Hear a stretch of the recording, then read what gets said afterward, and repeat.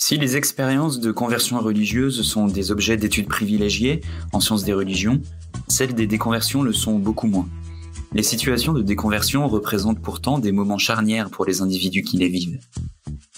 Ces personnes peuvent vivre de la détresse intense, émotionnelle ou cognitive. Elles peuvent être appelées à redéfinir leur lien d'appartenance, à changer d'emploi, de partenaire de vie. Le parcours de certaines personnes peut aussi parfois être plus dramatique, les menant jusqu'au suicide.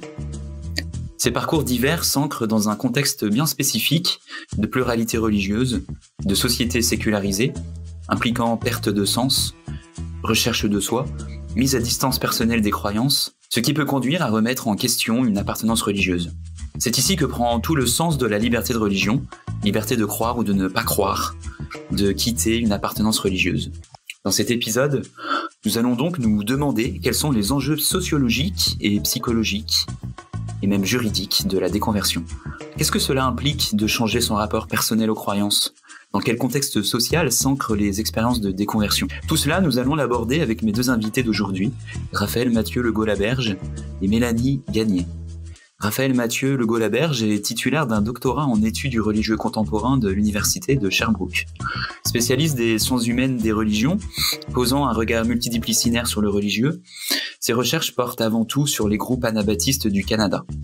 Il est également chercheur partenaire et coordonnateur du SODRUS, le Centre de recherche Société, Droit et Religion de l'université de Sherbrooke. Mélanie Gagné, elle, est détentrice d'une maîtrise en études et pratiques psychosociales de l'Université du Québec à Rimouski. Elle a parcouru le monde pendant 4 ans comme missionnaire et après avoir vécu une expérience de déconversion, elle en a fait son sujet de spécialisation. Aujourd'hui, elle travaille en accompagnement humain. Elle enseigne, écrit et présente des conférences. Ils viennent nous parler tous les deux également d'un ouvrage collectif à paraître incluant des récits de déconversion. Bienvenue dans Religieux.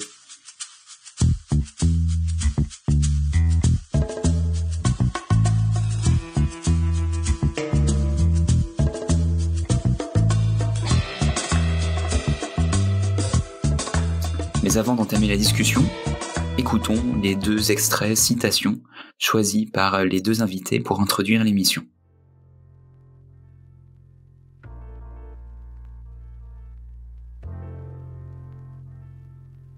Je fais le décompte des années perdues. J'ai mal.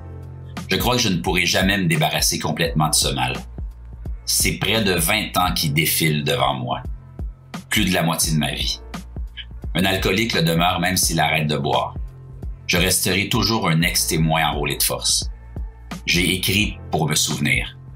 J'ai écrit pour qu'il n'y ait jamais plus de témoins enrôlés de force, ni d'enfants soldats de Jéhovah. Extrait de I Am Uterite de Marianne Kirkby. Nous ne savions pas nager, patiner ou faire du vélo. Nous n'avions jamais goûté à de la pizza, à du macaroni au fromage ou à une banana split. Notre connaissance de l'anglais était adéquate, mais nous préférions largement notre dialecte allemand. Quand Madame Herbe, notre nouvelle enseignante, m'a demandé de quel pays je venais, je lui ai répondu avec confiance. Fair home. Devant toute la classe. Alors on vient d'entendre donc 2 extraits. Le premier issu du livre de Jean-Sébastien Lozo, Réveillez-moi, une enfance chez les témoins de Jéhovah. C'est d'ailleurs Jean-Sébastien Lozo lui-même qui a lu l'extrait que vous avez entendu, donc on le remercie encore de nous avoir prêté sa voix. Et le deuxième, donc issu de I Am Uterite de Marianne Kirkby. Ce sont donc les 2 premiers extraits que vous aviez choisis pour introduire l'émission, Mélanie et Raphaël. Est-ce que dans un premier temps, vous pourriez revenir pour nous sur le choix de ces 2 extraits ? Pourquoi est-ce que vous les avez choisis ? Oui, avec plaisir. Donc, moi, personnellement, Jean-Sébastien Lozo, c'est un auteur que j'apprécie beaucoup. Je trouve que c'est un auteur qui va dans le réel de l'expérience, il nous amène avec lui dans le cru de son histoire, dans l'authentique. J'ai l'impression de plonger avec lui dans ce que ça voulait dire d'être chez les témoins de Jéhovah et ensuite d'en sortir. Donc, je trouve que l'extrait choisi nous parle aussi vraiment des conséquences dans le long terme ce que ça implique de se déconvertir, de sortir d'une religion. Et moi, personnellement, je peux vraiment m'identifier à cet extrait-là. Ben voilà, mais il faut dire aussi que Jean-Sébastien participe à notre ouvrage collectif. Puis c'est effectivement quelque chose au niveau, dans cet extrait-là, qui ressort selon moi au niveau de la temporalité. Vous avez des expressions, par exemple, comme année perdue, 20 ans et puis moitié de ma vie, ou encore le terme souvenir qui est mentionné. Puis ça se réfère au temps qui a passé et puis qu'en fait, qui pourra pas être repris.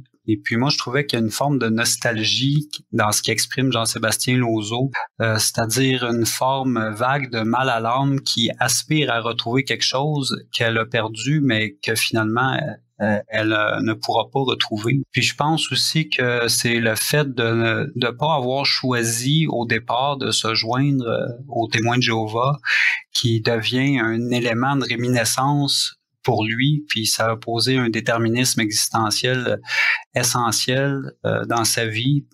Ça devient incontournable pour lui. Il va devoir vivre avec ça pour l'ensemble de son existence. Et pour l'extrait de l'ouvrage de Marianne Kirkby? Ben, en fait, Marianne aussi participe à notre ouvrage collectif. Ce qui ressort dans cet extrait-là, selon moi, ben, c'est les éléments d'isolement social et puis aussi les interdits qui sont propres aux Luthériens. Sa famille a quitté le mode de vie communautaire propre aux Luthériens en 1969. Elle, à ce moment-là, était âgée de 10 ans. Puis ce qui est décrit dans cet extrait-là, bien, c'est le moment où elle a rejoint une nouvelle école, une école publique, immédiatement après le départ de la colonie. Puis il s'agissait pour elle d'une expérience extrêmement humiliante parce qu'elle conservait tous les marqueurs identitaires propres aux Luthériens dans un espace social où aucun de ces marqueurs-là n'avait une légitimité. Et puis, en fait, j'ai été en contact avec elle au cours des derniers mois, puis ça a été un vrai plaisir d'échanger avec elle. Quand je l'ai approchée pour participer au projet d'ouvrage, que je lui ai décrit ce que Mélanie attendait des auteurs, ben, elle nous a répondu qu'elle nous autorisait à utiliser tous les extraits qu'on voulait dans son ouvrage I Am Utterite, et tous les extraits qui cadraient le mieux avec le projet. Puis ça m'a donc conduit à traduire une partie de son livre pour en faire un texte qui va être inclus dans l'ouvrage. Et ça donne un autre aperçu de la déconversion. Ça implique beaucoup de choses, quitter une colonie luthérienne. Je donne un exemple pour illustrer ce que ça implique, parce qu'on a peine à s'imaginer jusqu'où ça va, mais son père, quand il a quitté la colonie, il avait plus de 45 ans, et puis il n'avait jamais eu un compte dans une institution bancaire. Donc, on peut imaginer à ce moment-là le travail d'adaptation que ça a nécessité de se déconvertir. Est-ce que tu pourrais revenir pour nous, Raphaël, rapidement sur ce que ça implique, être luthérien, de quelle tradition religieuse est-ce qu'on parle quand on parle des luthérites? Ben, les luthériens, c'est des chrétiens très conservateurs. Ils vivent dans des grandes communautés dans l'ouest du Canada et puis dans le Midwest américain. Au Canada et aux États-Unis, il y en a environ 55 000 qui vivent dans des colonies d'environ 100 personnes. Puis ça demeure relativement peu connu au Québec, mais quand on se déplace dans l'ouest du Canada, on se rend rapidement compte que ça fait partie du paysage religieux canadien. Vous avez un projet d'ouvrage collectif qui est quasiment mené à son terme. Est-ce que vous pourriez revenir un petit peu sur cet ouvrage, sur comment est-ce que en fait ce projet s'inscrit dans les recherches que vous avez menées jusqu'à maintenant? Si Mélanie, tu peux commencer. Je sais que c'est toi qui es à l'origine du projet. Mm-hmm. Donc, dans le fond, pour moi, ça fait déjà plusieurs années qu'effectivement, je fais des recherches sur le sujet. J'ai commencé quand j'étais à la maîtrise à l'Université du Québec à Rimouski, où je me suis penchée sur mon propre chemin. À l'époque, je nommais ça une crise de vie, parce que je n'avais aucune idée de ce que j'étais en train de traverser. Tout ce que je savais, c'est que j'étais en train de perdre mes repères. Donc, J'avais été très impliquée dans l'Église chrétienne évangélique pendant 11 ans, dont 4 ans comme missionnaire à temps plein. Et un jour, là, je fais un résumé très grossier, mais c'est comme si je me suis réveillée dans la mauvaise vie. Et il a fallu que je quitte mon travail de missionnaire, que je quitte ma relation amoureuse, que je quitte ma communauté. Et je me suis ramassée à l'université complètement perdue dans cette espèce de tornade de vie que je vivais à l'époque. Et je me suis lancée dans la recherche de ce qui se passait en dedans de moi. Notre maîtrise à Rimouski est très très sensible, très particulière là, à ce sujet-là. Il nous invite en tant que chercheurs à plonger dans notre propre histoire d'une façon très subjective. Et c'est au bout de 4 ans de recherche que je suis finalement tombée sur le mot déconversion. Et là, ça a vraiment pris un sens nouveau et c'est comme ça que j'ai réussi à trouver d'autres recherches qui se font sur la déconversion ça m'a vraiment fascinée de voir que le processus que je traversais était commun à d'autres personnes. Il y a même des graphiques qui existent qui démontrent là, le processus de conversion et de déconversion d'un individu. Donc, si j'essaie de vous en parler brièvement, on parle d'une phase de conversion qui va s'étendre sur quelques mois normalement. Donc, on est en quête de sens comme individu, on va se convertir et on arrive à un niveau de croyance qui est, disons, à 100%. Et on va rester à ce niveau-là de croyance pendant, selon les recherches, là, en moyenne 2 ans, de façon solide, là, sans vraiment avoir de doute majeur et tout ça. Puis après une période de 2 ans, parfois il va y avoir des incohérences, des doutes, des questions qui vont arriver. Et là, on va avoir des difficultés à garder une croyance qui est à 100%. On va peut-être tomber à 85%. Puis on va recevoir un autre signe de Dieu et on va remonter à 95%. Mais là, d'autres doutes vont faire surface. On peut baisser à 80 ou 75%. Et il y a des gens qui vont rester comme ça dans une croyance en ce que je nommerais en dents de scie pendant toute leur vie, qui vont être très bien là-dedans. Mais d'autres, comme moi, qui vont atteindre éventuellement un point de rupture. Et le point de rupture va nous amener là, à vraiment chuter au niveau de la foi, à perdre tranquillement la foi, à la voir s'effriter. Et c'est ce qui s'est passé pour moi, donc c'est ce que j'ai étudié. Et ce cheminement-là d'écriture de mémoire m'a amené à écrire un blog pour m'aider à mettre en mots mon mémoire. Donc avant même d'être capable d'écrire un mémoire de maîtrise, moi je me suis penchée sur l'écriture d'un blog. Grâce à ce blog-là, il y a d'autres jeunes, je dirais là à l'époque, dans de 25 à 40 ans, des gens qui m'ont contacté, qui m'ont dit hey, « je vis la même chose que toi ». Et là, j'ai formé avec eux un petit groupe très discret, hein, très secret, donc c'était pas affiché nulle part. On a commencé à se rencontrer, on a fait 2 fins de semaine de retraite ensemble, on a fait des randonnées, on a commencé à créer des liens. Et avec la pandémie qui est arrivée en mars 2020, moi, j'ai appelé ça, ce qu'on a vécu à ce moment-là, une déconversion de société. Je trouve que le confinement, la COVID, ça nous a fait perdre à tous, en tant que société, là, nos repères, nos croyances, ce qu'on pense vrai de notre vie. On l'a perdu, on a dû se revirer de bord, comme on dit en bon québécois, puis essayer de retrouver des repères différents. Et là, j'ai contacté mon groupe de déconvertis. Donc, on est tous un groupe de déconvertis. Puis je leur ai dit, moi, j'ai l'impression qu'on aurait quelque chose à dire au monde. Est-ce que ça vous tenterait qu'on écrive sur le sujet de la déconversion, mais aussi sur le sujet de la reconstruction? Et sur donc une 20aine de membres dans notre groupe, il y en a à peu près 10 qui m'ont dit oui. Et donc, ça fait déjà depuis le mois de mars-avril là, qu'on travaille sur l'écriture de nos textes. Et au fil des mois, il y a des gens qui se sont ajoutés, dont Raphaël Mathieu qui s'est ajouté là, pour écrire l'avant-propos du livre, m'aide grandement dans les recherches. Grâce à lui, on a Marianne Kirby qui s'est ajoutée.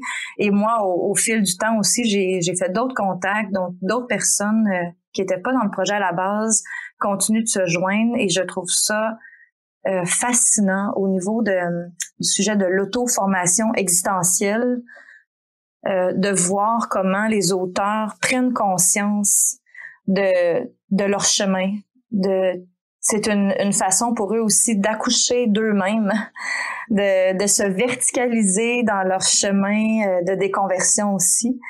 Puis c'est vraiment beau de les voir dans cette espèce de processus. C'est quasiment une autothérapie, en fait, ce qu'on vit. Pour moi, le projet qui, à la base, était surtout un projet d'écriture, a dépassé de loin les impacts que je pensais que ça aurait là, sur chacun de nous comme écrivain.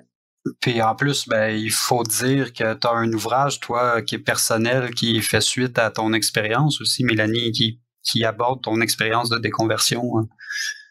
Oui, c'est vrai.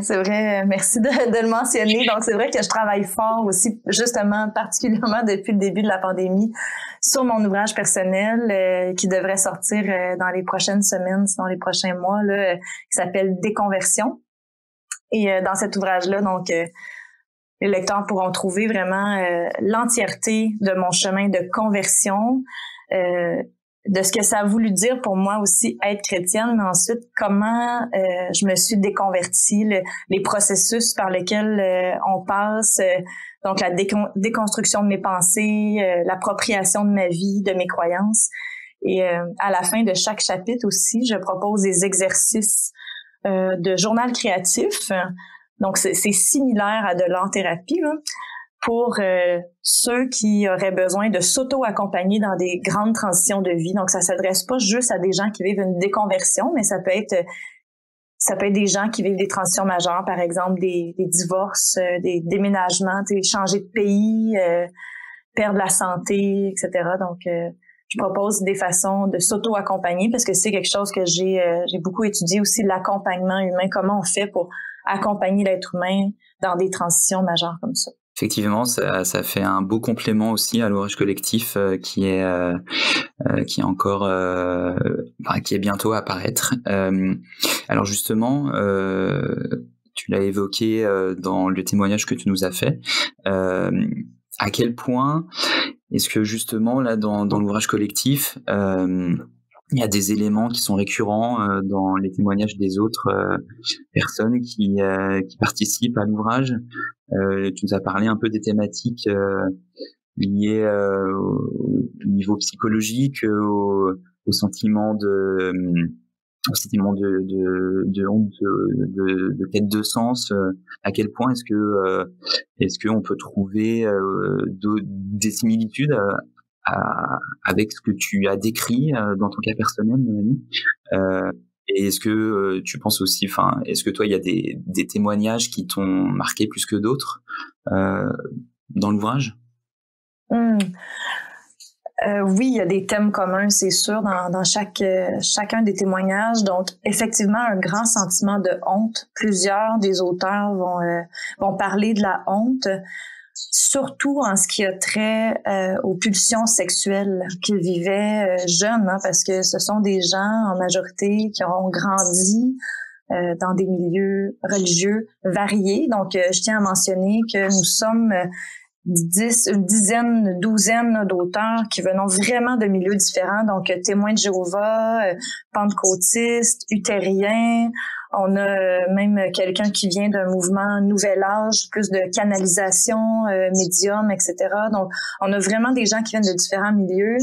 Et dans la majorité de ces témoignages-là, on va pouvoir lire la honte des désirs qui les habitaient, donc comment ils devaient réprimer les pulsions qu'ils avaient, qui étaient très naturelles, mais comment c'était vu comme honteux, comme péché, comme mal. Ensuite, on va voir beaucoup la perte de sens, la perte de repères, de la solitude, se retrouver complètement seul, perdu, et incapable, sur le coup, incapable de retrouver du sens dans leur vie.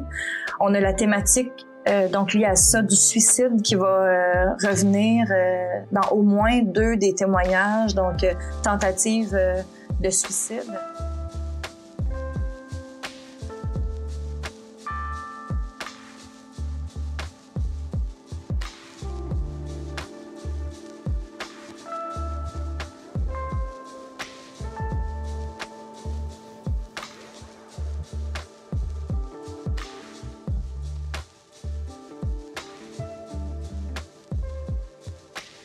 Et aussi, moi, un autre thème là, que je vois, c'est sûr qu'il y en a plus, mais moi, un autre thème qui m'a marqué, c'est comment, même aujourd'hui, donc pour certains, la coupure est plus récente que d'autres, mais même pour ceux pour qui la coupure est assez loin derrière, il y a toujours des conséquences sur nos vies aujourd'hui, sur notre façon de se relier au monde, notre façon d'interagir avec les gens, notre façon de se percevoir, notre façon d'interpréter le monde dans lequel on est.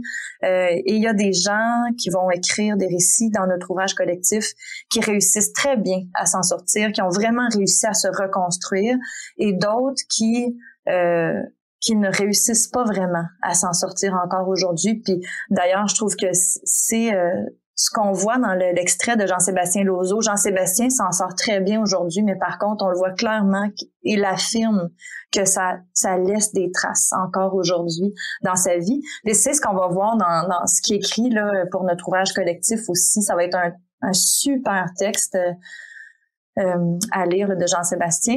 Et tu me demandais aussi, Loïc, là, quel témoignage me marque. En fait,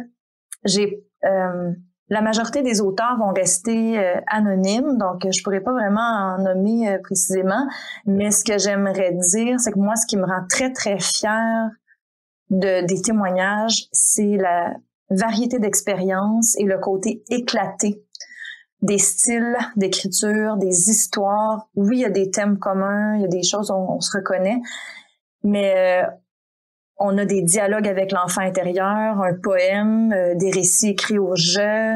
On a des récits de 15 pages, un autre de 1 page et demie. Et moi, j'encourage les auteurs à rester très proches de ce qu'ils ont vraiment envie de partager, parce que je leur dis, la déconversion, c'est une histoire d'éclatement. Eh bien, je vous encourage à ce qu'on écrive un ouvrage qui sera aussi éclaté.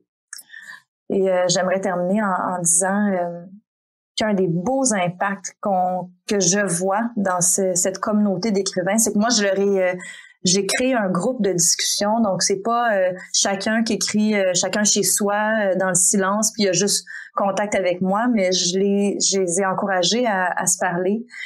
Et ça fait que oui, c'est une autothérapie d'écrire son histoire, mais aussi d'avoir la chance d'entrer en contact avec d'autres qui vivent une déconversion. Ça les a beaucoup touchés, ça les a beaucoup encouragés, puis se sont sentis vraiment entendus et compris, certains là pour la première fois depuis longtemps. Ben, moi, je pense que c'est ça. Tu fais un super travail d'accompagnement dans tout ça, puis ça dépasse grandement le simple travail d'écriture d'un ouvrage collectif. Ça va jusqu'à un aspect de guérison ou d'accompagnement de l'autre que tu fais au cours de l'écriture. Pour ma part, j'aimerais peut-être rebondir là-dessus en revenant sur un texte en particulier qui va être inclus dans l'ouvrage et puis qui est intitulé « Une histoire d'émotion ». Ce texte-là démontre en fait un parcours de reconstruction qui a quand même assez bien réussi selon moi. Loin de faire état d'une tentative de suicide, là, il est empreint d'une grande sensibilité qui va exposer la façon dont le religieux a structuré émotionnellement parlant la vie d'une personne et les conséquences que ça a pu avoir tout au long de son existence.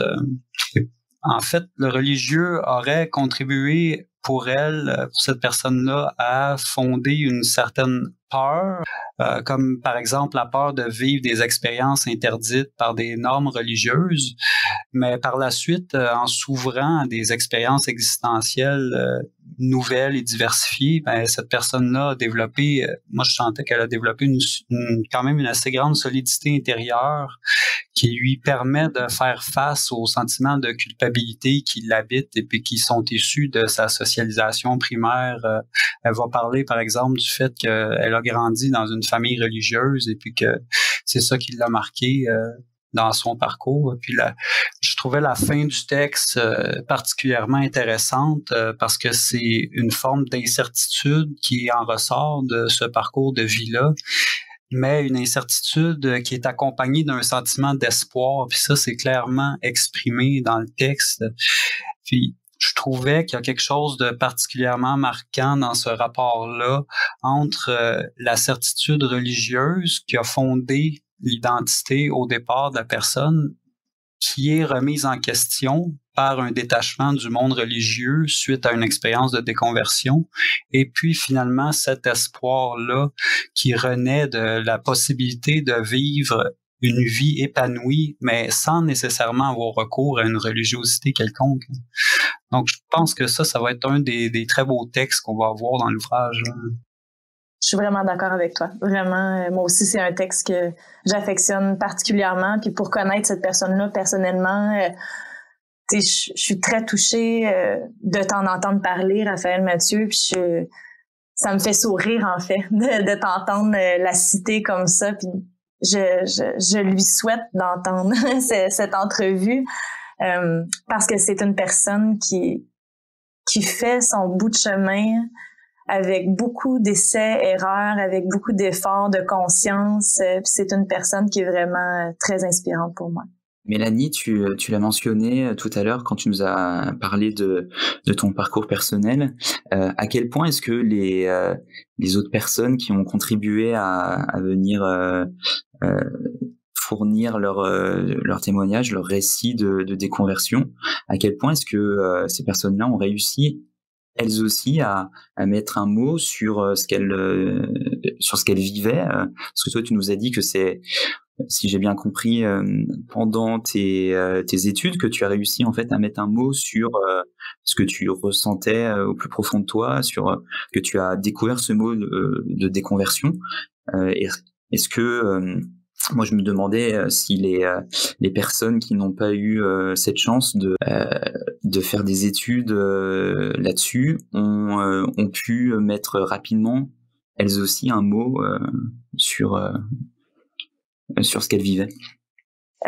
En fait, le mot déconversion, c'est pas un mot très utilisé en français. Hein. D'ailleurs, si on le tape dans Word là, sur un ordinateur, c'est souligné rouge. Hein? Donc, c'est un mot qui est utilisé dans des recherches, surtout en anglais. C'est encore très peu connu, je trouve, là, dans le monde francophone. Donc, moi, ça m'a pris du temps de mettre le mot sur mon chemin et j'ai été témoin, en fait, de justement certaines personnes dans ce groupe-là et même d'autres là maintenant que je rencontre là, dans ma vie de tous les jours, que quand je leur dis mais j'ai vécu une déconversion, puis là je leur explique ce que c'est, la lumière hein, dans les yeux de ces gens-là. Ah oui, ah ouais, je comprends ce que c'est la déconversion et ça fait beaucoup de sens comme mot. Puis il y a des personnes justement qui sont dans notre groupe qui ont vu, j'ai le goût de dire qu'ils ont vu la lumière. Là, tu sais, c'est comme si j'ai allumé une lumière en leur donnant ce mot-là, puis en fait, enfin, je peux nommer ce qui se passe pour moi. Et je trouve qu'en nommant ce qui se passe, c'est comme si tout d'un coup, on se relie à un groupe. Moi, c'est l'effet que ça m'avait fait. Quand on quitte un milieu religieux, on vit beaucoup de solitude, de rejet, les gens vont nous repousser aussi. Les gens de notre milieu religieux vont nous faire sentir honteux, différents, en marge, pécheurs, etc. Et on se sent très seul et on n'est pas mis en contact avec des gens qui vivent la même chose. Donc, moi, quand j'ai trouvé le mot déconversion, ça m'a permis de me relier puis d'enfin savoir quoi chercher. Donc c'est ça. Je pense que ça prend un temps avant d'être capable de mettre le mot sur ce qu'on vit. Et juste pour clarifier, déconversion ne veut pas dire ne plus croire forcément en Dieu. En effet.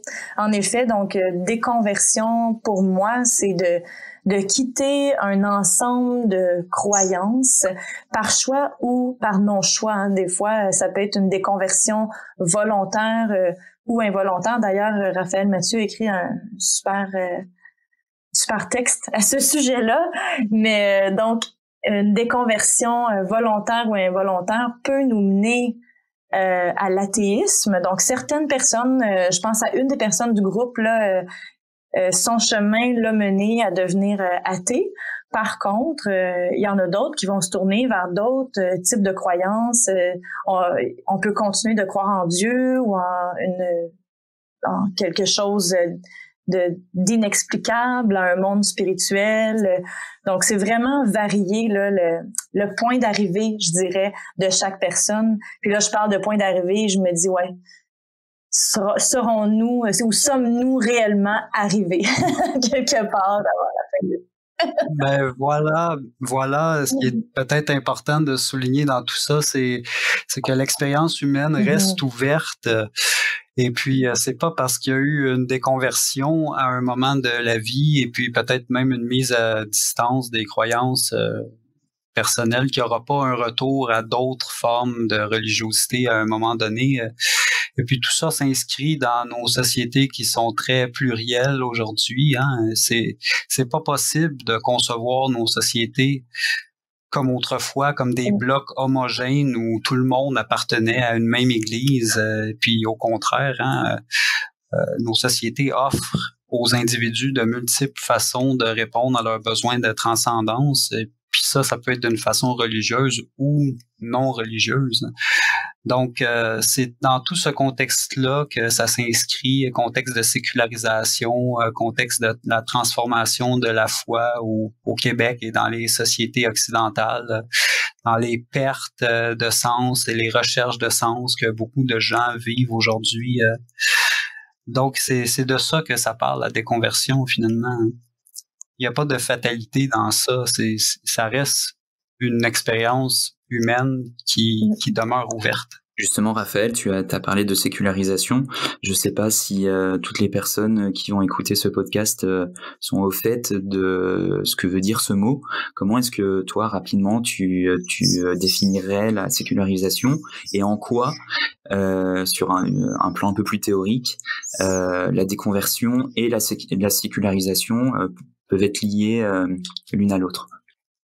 Ben, les auteurs qui ont abordé ce phénomène-là de sécularisation, comme par exemple Weber et Gauchet, mais en ont parlé comme une mise à distance personnelle des croyances religieuses.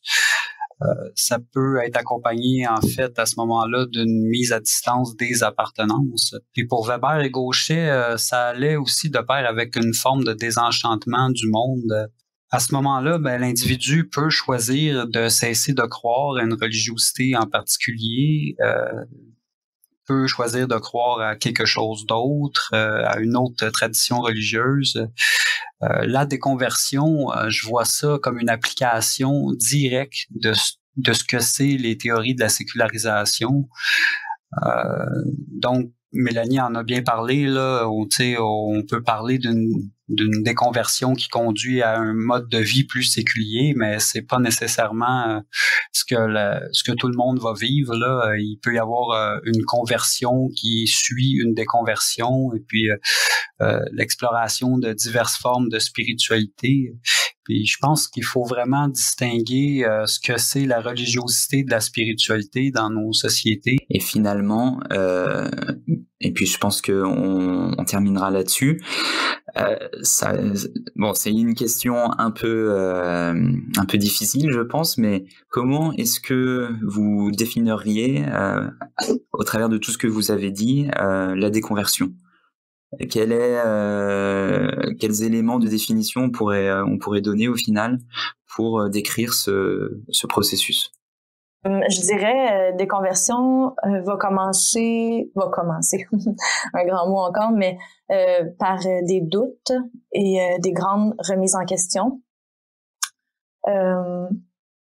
Donc des éléments qui vont ensuite définir la déconversion va être la perte graduelle ou soudaine, mais des croyances. La perte aussi ou le changement radical de notre façon de voir le monde, de comprendre le présent, le futur, le passé, la vie, la mort. Une grande remise en question des valeurs profondes qui constituent l'individu. Et si vous avez envie d'aller plus loin, je vous invite à rester attentive et attentif à la prochaine sortie du livre de Mélanie Gagné et de Raphaël Mathieu Golaberge. Encore un grand merci à nos deux invités pour cette émission. Merci également à Jean-Sébastien Lozo de nous avoir prêté sa voix pour la lecture de son extrait. du livre Réveillez-moi, une enfance chez les témoins de Jéhovah. Merci aussi à Marianne Kirkby d'avoir autorisé la lecture de son extrait I Am Uterit. Quant à nous, on se retrouve bientôt pour une nouvelle émission de Religio.